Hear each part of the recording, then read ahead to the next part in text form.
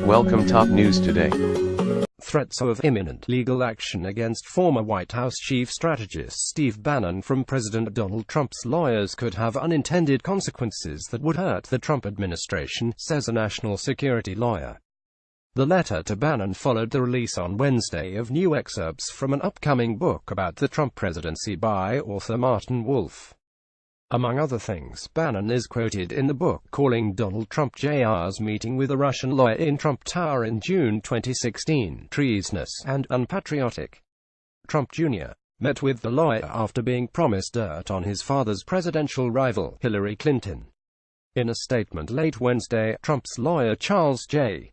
Harder of the firm Harder Morrell Abrams said a legal notice has been sent to Bannon accusing him of defamation by libel and slander and breach of his written confidentiality and non-disparagement agreement.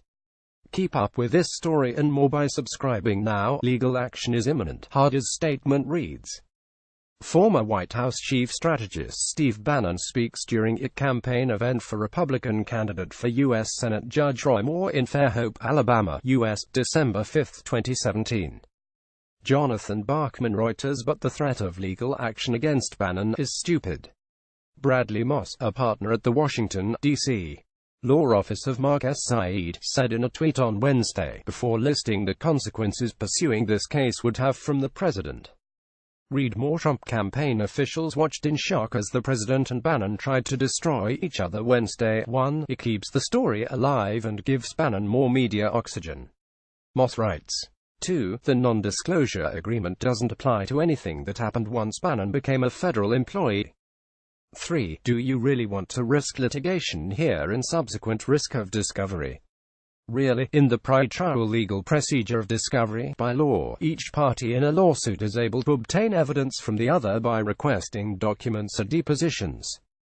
The process could make public yet more information the Trump administration would rather keep private.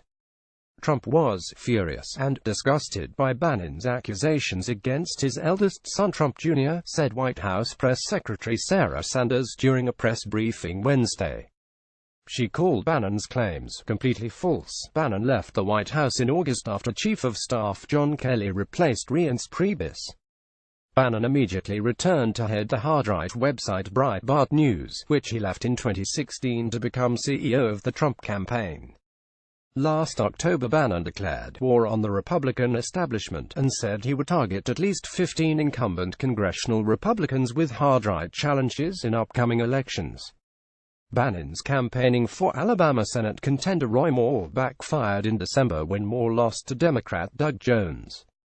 In a statement Wednesday following the publications of excerpts from the book, Trump said Bannon has lost his mind and that his former top advisor has nothing to do with me or my presidency. In October, Trump called Bannon a friend of mine, and reports said the two continued to speak over the phone.